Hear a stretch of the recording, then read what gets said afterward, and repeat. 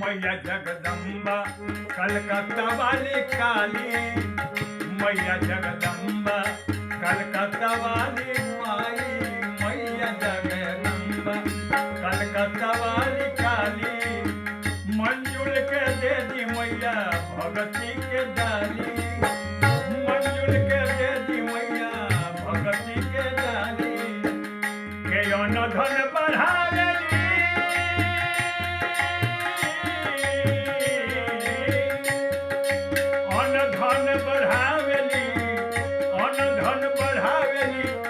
वंश बढ़ियावेली, अन्न धन बढ़ावेली, वंश बढ़ियावेली, मनसा अरे मनसा पुरावेली।